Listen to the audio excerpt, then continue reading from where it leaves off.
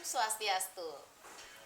Halo pemirsa Malu TV, apa kabar Anda? Senang sekali, saya Isu Santi Putra Nindya kembali dapat menjumpai Anda dalam program acara Mahadewi, Pesona Perempuan Indonesia.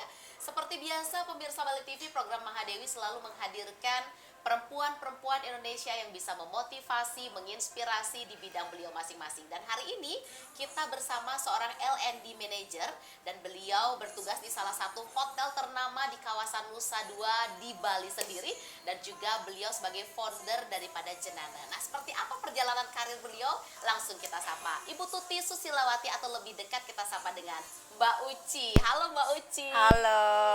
Aduh, senang sekali Mbak Uci. Mbak Uci bisa berbagi bersama kita di Mahadewi. Apa kabar Mbak Uci? Baik, Mbak.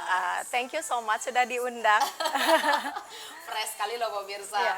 Nah Mbak Uci, berada di titik karir yang sangat luar biasa, L&D Manager dan juga menjadi founder daripada Jenana sendiri. Nanti kita akan lebih banyak berbincang untuk Jenana. Kita ke L&D dulu. Dan Mbak Uci, berada di posisi karir seperti saat sekarang ini, boleh dong cerita perjalanan karir Mbak Uci sampai berada di titik saat ini? Oh, well, sebetulnya saya nggak pernah menyangka bisa ada di posisi sekarang ya. Saat ini saya menjadi salah satu Learning and Talent Development Manager di salah satu perusahaan hotel bintang 5 di Nusa Dua. Perjalanannya juga nggak mudah sebetulnya, karena sebetulnya saya itu pendidikannya dulu nggak sampai lulus kuliah, Mbak. Ya, saya nggak lulus kuliah, kemudian saya sempat juga underestimate terhadap diri saya sendiri bahwa waduh, kalau di Indonesia ternyata ijazah itu penting ya. Jadi banyak sekali perusahaan yang memang hanya melihat kandidat itu melewati ijazahnya saja. Unfortunately saya nggak punya ijazah. Jadi sampai saat ini saya masuk ke dunia perhotelan itu atas bantuan banyak orang-orang baik. Oh, baik. Iya. Jadi kayak mereka kenal saya, kemudian merekomendasikan saya ke satu tempat gitu. Jadi sampai ada di posisi ini. Jadi saya dulu itu SMIP di Jakarta, itu di travel tour, di travel management sebetulnya, tour and travel. Selanjutnya bukan perhotelan loh, bukan perhotelan ya. Lanjutnya lagi adalah karena memang kerjanya di sekolahnya di tour and travel, tapi kenal juga sedikit mengenai perhotelan. Jadi pada saat itu kuliah sambil kerja, sempat kuliah sambil kerja sampai kayak pingsan-pingsan deh Mbak. Karena kerja saya itu di sore hari, kemudian kuliahnya di pagi hari. Ternyata nggak kuat ya. Nggak kuat, akhirnya berhenti juga waktu itu. Jadi saya berhenti di semester 5. Waktu itu berhenti di semester 5.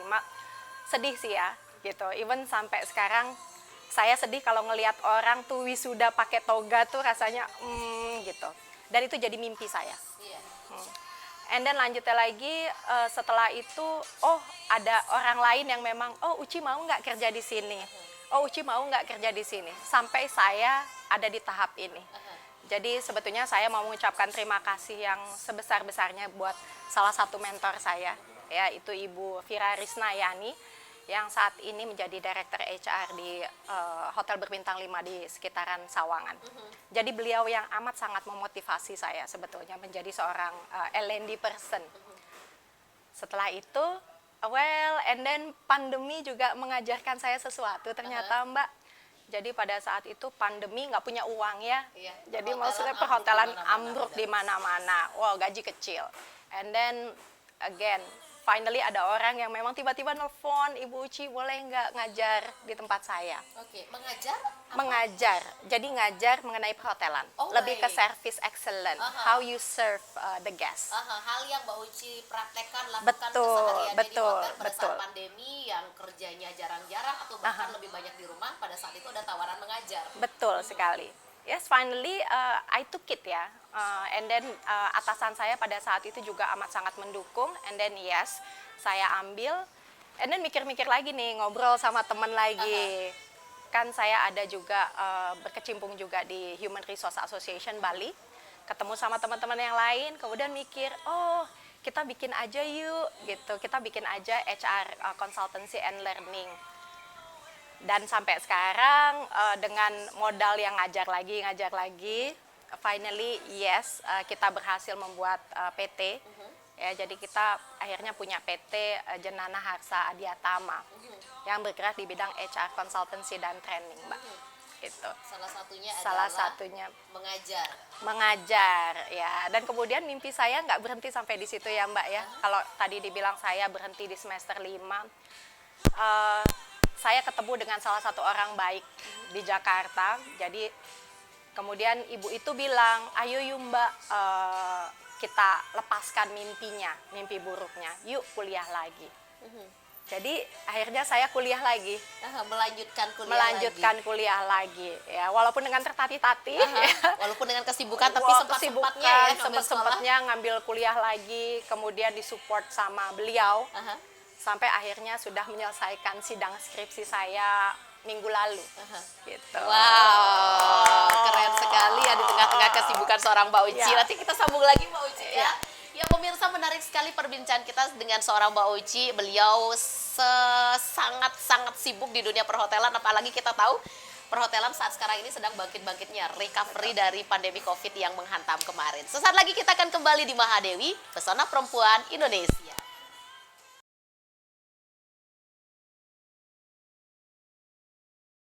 Ya pemirsa, masih di Mahadewi Pesona Perempuan Indonesia, masih bersama Mbak Uci. Mbak Uci, sibuknya Mbak Uci sekarang di dunia perhotelan, masih sempat-sempatnya mengambil untuk melanjutkan sekolah.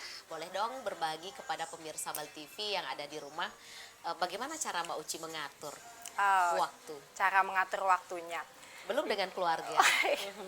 Yang jelas ngatur waktunya sih amat sangat luar biasa sih ya. Tapi gimana time manajemennya kita aja. Jadi kalau pagi-pagi biasanya saya harus antar anak sekolah, ya kan, kemudian lanjut kerja, kemudian Jumat Sabtu kuliah, Jumat Sabtu kuliah. Lanjutnya lagi bukan Jumat Sabtu, sorry, Jumat Sabtu. Lanjutnya hari Minggu biasanya kalau ada kegiatan dan diambilnya di situ. And then disisip-sisipin sedikit juga buat keluarga karena keluarga amat sangat penting. Suka dukanya sih ya kadang-kadang gitu ya, lagi banyak kerjaan di kantor, habis itu ada tugas kuliah gitu. Ya, pas pada saat istirahat sih biasanya Mbak. Pada saat istirahat ya dipakai. Kalau lagi cuti nggak cuti, jadi tetap maksudnya belajar juga. Karena sebetulnya satu sama lain saling mendukung ya. Maksudnya kuliah saya mendukung pekerjaan saya mendukung kuliah saya. Saling mensupport lah. Saling Mbak Uci, mensupport. ya. Mbak Uci, LND ini bagian yang seperti apa atau aktivitas yang seperti apa sih Mbak Uci yang jalankan setiap hari? Oke. Jadi sebetulnya LND itu focusingnya itu adalah untuk learning, otomatis belajar ya. Jadi membuat atau membudayakan budaya belajar di sebuah perusahaan. Kenapa mesti belajar? Karena kalau karyawannya pinter, otomatis nantinya akan memudahkan pada saat pelayanan. Kalau pelayanannya baik, otomatis tamu-tamunya happy dan datang lagi. Benar sekali. Gitu ya kan. Lanjutnya lagi juga kalau ada development. Nah, di learning itu juga related dengan anak-anak training nih, anak-anak yang PKL.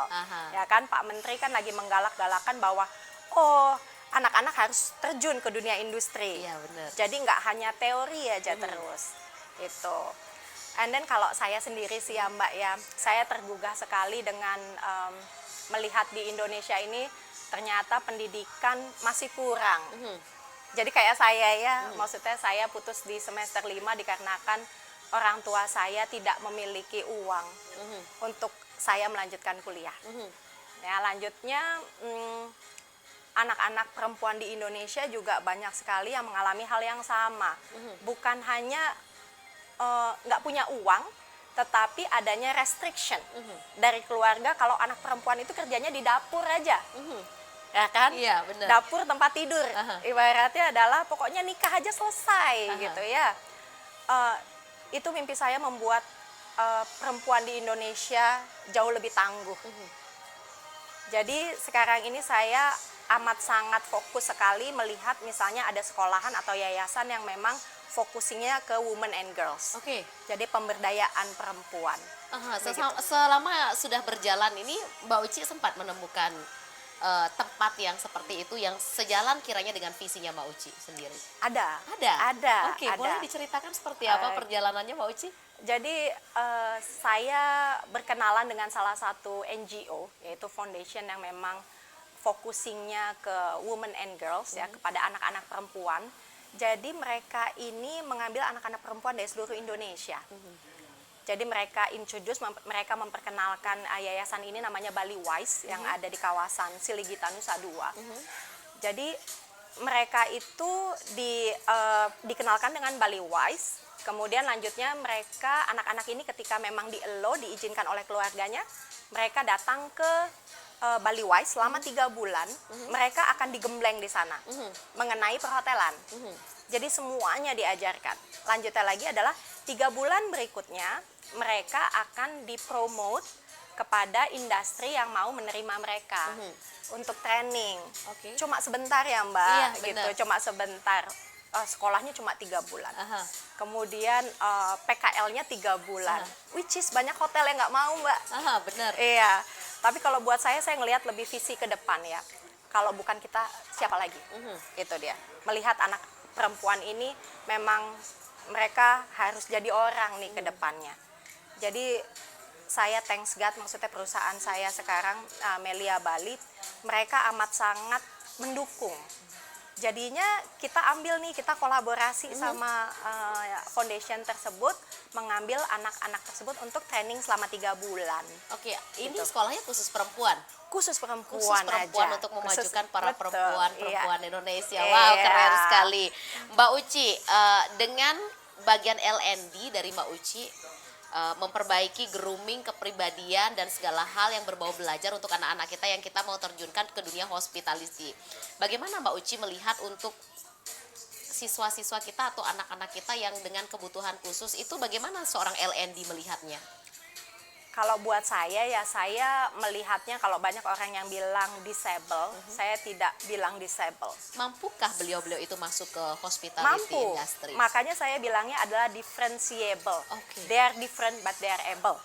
Gitu ya. Yes. Mereka beda tapi mereka bisa kok. Asal dikasih kesempatan. And then mengingat bahwa namanya juga anak-anak yang mungkin backgroundnya kurang mampu ya Mbak, grooming masih belum bagus. Mungkin di awal pada saat interview tuh masih belum, ya. Tetapi kalau kita kasih kesempatan, nanti at the end akan terlihat kok metamorfosisnya mereka. Ya, dari yang memang kepompong jadi kupu-kupu yang cantik, kalau buat saya begitu. Iya, oke. Iya, pemirsa, menarik sekali perbincangan kita dengan seorang Mbak Uci dari bagian L&D Manager di salah satu hotel ternama di Bali. Kita akan kembali sesaat lagi, tetap di Mahadewi, Pesona Perempuan Indonesia.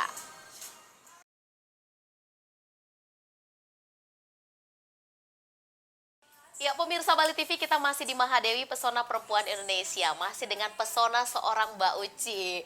Mbak Uci, di antara sekian banyak profesi yang ada, kenapa Mbak Uci bisa tertarik dan jatuh hati sampai saat sekarang ini di LND? Jatuh hati di LND, kalau buat saya dulu sebetulnya ya Mbak ya, ini ada cerita juga. Waktu dulu saya masih kerja sebagai waitress di salah satu hotel bintang 5 di Jakarta. Jadi waktu itu ada apa ya, repeater guest. Nah, si repeater guest ini bilang, "Yuk kerja sama saya aja di sekolah, Mbak." Tahu nggak Mbak? Dulu saya bilangnya, "No, I'm not a teacher."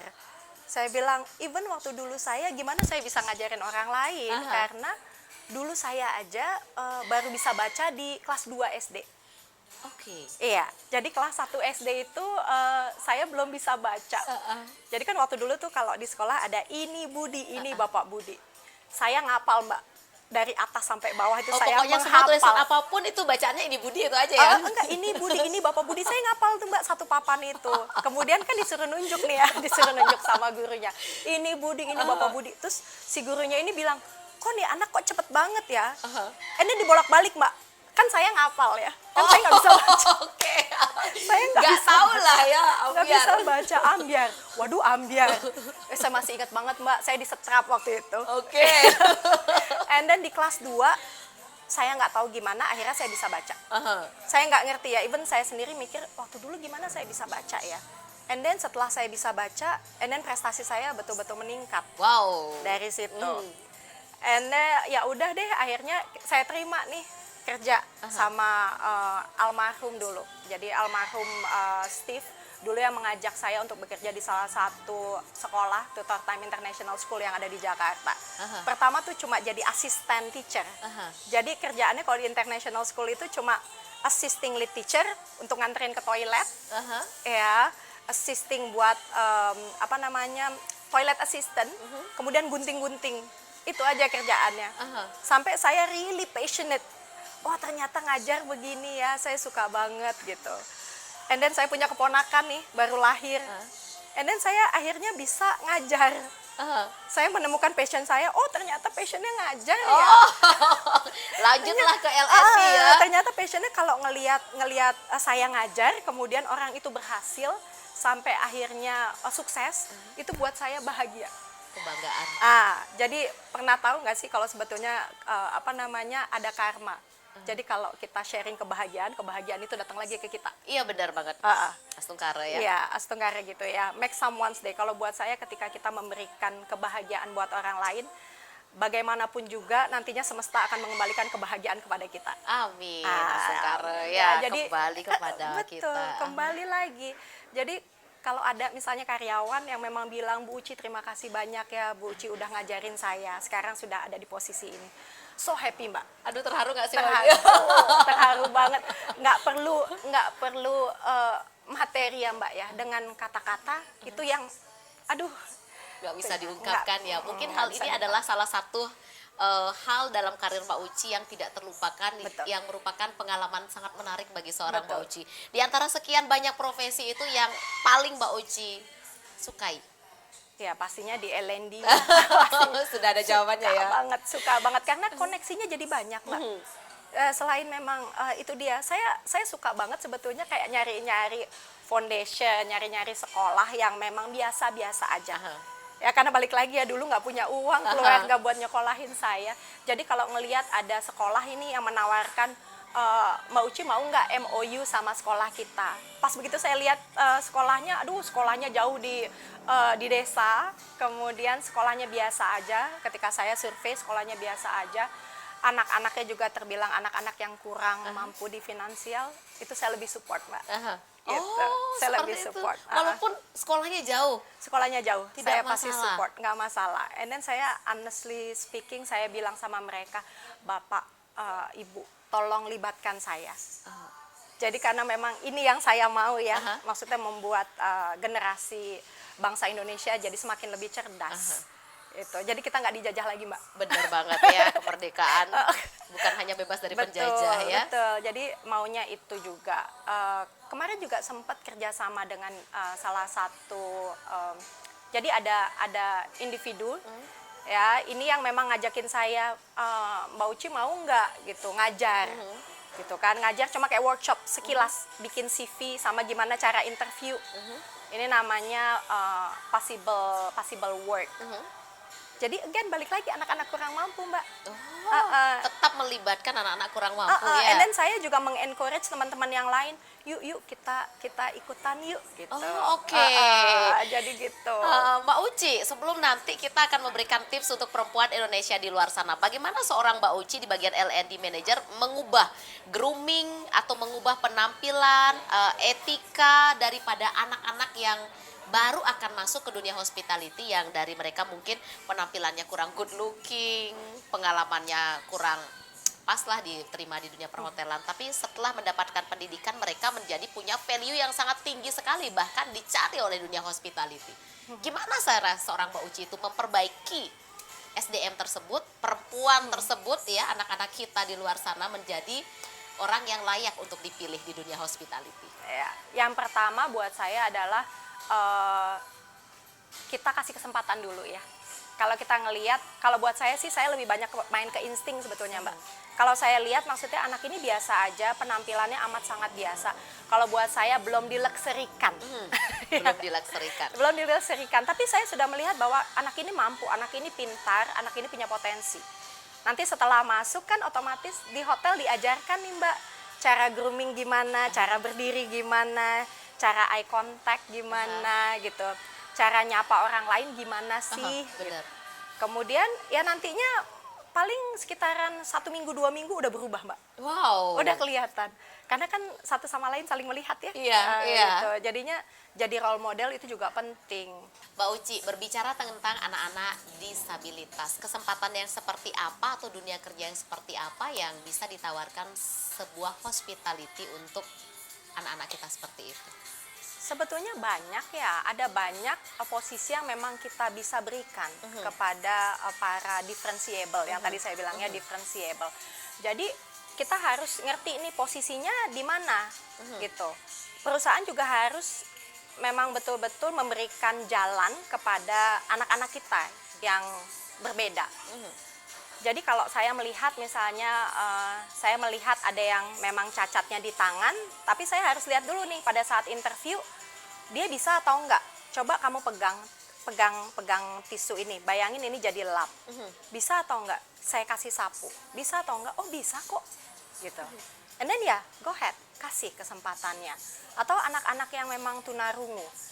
Jadi saya amat sangat bangga sebetulnya Mbak bilang bahwa saya masuk ke sebuah perusahaan yang memang orang-orang di dalamnya mendukung sekali untuk memberdayakan si anak-anak differentiable. Jadi kita kerja sama SLB, ya SLB-nya itu yang lebih ke tunarungu. Jadi kita punya karyawan sebanyak 6 orang, karyawan tunarungu yang kita tempatkan di steward, bagian cuci piring kalau di hotel, ya. Justru lebih fokus Mbak. Kalau saya tanyain gimana mereka, wih lebih bagus, karena mereka lebih fokus mengerjakan sesuatu. Gitu. Jadi kalau buat saya bagus. And then lanjutnya lagi misalnya ada yang saya juga kenal sama Puspadi, ya. Saya kenal sama Puspadi yang memang mereka membantu untuk pembuatan kaki palsu. Itu kan sebetulnya mereka bisa ya berjalan ya. Alat bantunya juga sudah dibuatkan. Jadi bisa kok. Maksudnya bisa dalam artian mereka movement juga bisa. Asal kita di perusahaan mau support. Jadi kita yang justru membukakan jalan. Oh, anak ini ada di posisi ini nih, bisa kok dikasih pekerjaan yang satu ini. Yang ini dipekerjakan di departemen lain. Gitu, Mbak. Dan ini juga sebetulnya ada challenge kalau buat saya untuk mengajar anak-anak tunarungu. Jadi ini challenge-nya saya adalah, tapi challenge is a good challenge. Kalau saya ngajar karyawan kan otomatis ada video ya kan, mesti dengar videonya, tapi mereka kan nggak bisa, susah ya. Seperti apa? Seperti apa? Jalan Jalan keluarnya. Jadi itu saya bikinin ini Mbak, saya bikinin jadi saya ada 2 layar, jadi 2 screen. Satunya saya ngomong, jadi saya pastikan dulu bahwa saya ngomong hal ini nih. Jadi di sebelahnya screen-nya itu saya buatkan skrip. Oh, mereka bisa baca jadinya Mereka ya? bisa baca.